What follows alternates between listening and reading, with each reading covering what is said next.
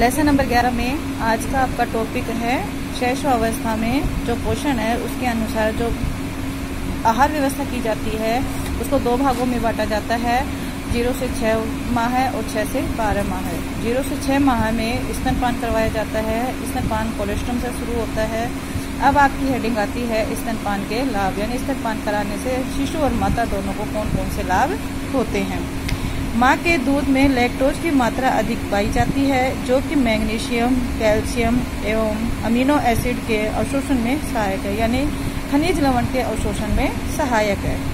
अगला है माता का दूध स्वच्छ एवं जीवाणु रहित होता है जिससे शिशु में किसी भी प्रकार की विषाक्तता का भय नहीं रहता है, यानी उसमें किसी भी प्रकार की जीव जंतु या कुछ भी मिलावट होने की संभावना नहीं रहती, बिल्कुल शुद्ध और स्वच्छ माना जाता है।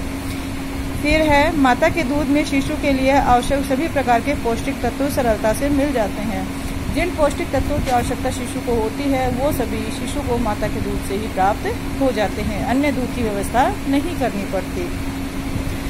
माता का दूध शिशु को सही तापक्रम पर प्राप्त हो जाता है तथा दूध को गर्म नहीं करना पड़ता है, यानी माता का दूध का जो तापमान होता है सामान्य होता है, ना उसे गर्म करना पड़ता है ना उसे ठंडा करना पड़ता है। जब भी शिशु को भूख लगती है वह दूध तुरंत पिला दिया जाता है। माता के दूध में लैक्टोफेरिन नामक प्रोटीन होता है जो कि शिशु की आंत से संबंधित रोगों के लिए क्षमता प्रदान करता है। शिशु के आंत में जो छोटे छोटे जीव हो जाते हैं उनको नष्ट करना एवं बालक में कब्ज न रहना, इसके लिए लैक्टोफेरिन की आवश्यकता होती है।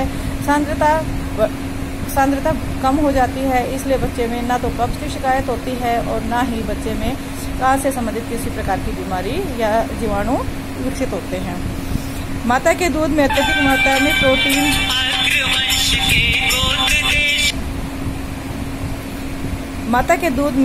मात्रा में प्रोटीन एवं एंटीबॉडीज विद्यमान होती है जो कि शिशु को कुपोषण से बचाते हैं तथा गंभीर रोगों से शिशु की रक्षा करते हैं। यानी माता के दूध में प्रोटीन होता है, एंटीबॉडीज होते हैं जो शरीर की प्रतिरोधक क्षमता को बढ़ाते हैं जिससे बालक में रोग होने की संभावना बहुत ही कम होती है। यानी जो शिशु माता का दूध जितना ज्यादा पीता है उतना ही ज्यादा स्वच्छ माना जाता है। माँ के दूध में लैक्टोज की मात्रा अधिक होने से कब्ज की शिकायत भी नहीं रहती। स्तनपान कराने से माता के शरीर में गर्भाशय एवं स्तन की मांसपेशियां जो कि गर्भ के समय बढ़ जाती है संकुचित होकर अपना निश्चित रूप ले लेती है, यानी जो माता का शरीर स्थूल हो जाता है, आकार विकार में बदल जाता है। अब माता का शरीर पहले के जैसा सामान्य होने लगता है जितना ज्यादा स्तनपान करवाया जाता है। स्तनपान कराने से बच्चे में सैकिंग रिफ्लेक्स संतुष्ट होता है, शिशु के मुंह का भी व्यायाम होता है, मांसपेशियों के निर्माण में सहायता मिलती है तथा दांत भी सही प्रकार से निकलते हैं। यानी स्तनपान कराने से बालक स्वस्थ तो रहता ही है, मुंह का व्यायाम होने से उसके जो दांत आते हैं वह भी निश्चित आते हैं और सही आते हैं, आगे पीछे या ऊपर नीचे चढ़े हुए नहीं आते हैं। स्तनपान कराने से माता को संतुष्टि मिलती है, शिशु भी संतुष्टि का अनुभव करता है। इस प्रकार दोनों का भावात्मक संबंध स्थापित होता है, यानी बालक माता की गोद में रहकर जब दूध पीता है तो बालक को सामाजिक संबंध स्थापित होता है, बालक को सुरक्षा मिलती है एवं माता और शिशु दोनों में भावात्मक संबंध भी बढ़ने लगते हैं क्योंकि दोनों को ही संतुष्टि मिलती है। स्तनपान में न तो माता के दूध को तैयार करना पड़ता है न ही कोई पैसा खर्च करना पड़ता है। स्तनपान शिशु मृत्यु दर को भी कम करता है, यानी जो जितने ज्यादा शिशु माता का दूध पीते हैं उतनी ही मृत्यु दर कम होती है।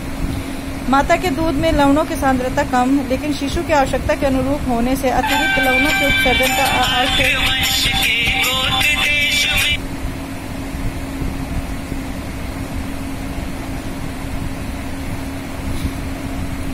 माता के दूध में लवणों की सांद्रता कम लेकिन शिशु की आवश्यकता के अनुरूप होने से अतिरिक्त लवणों में उत्सर्जन का अनावश्यक भार शिशु के अपरिपक्व वर्ग पर नहीं पड़ता है। यानी सांद्रता कम हो जाती है, लिक्विड कम हो जाता है तो बालक को जो फ्रेश होने की इच्छा होती है या आंतों से संबंधित होती है तो इस प्रकार की जो समस्या उत्पन्न होने वाली होती है वह बालक में नहीं होती। उत्सर्जन करने में किसी प्रकार की कोई दिक्कत नहीं होती। स्तनपान कराना शिशु एवं माता दोनों के लिए लाभप्रद होते हुए संपूर्ण संतुष्टि का परिणाम देते हैं। यानी स्तनपान कराने से माता व बालक दोनों को संतुष्टि मिलती है। ठीक है।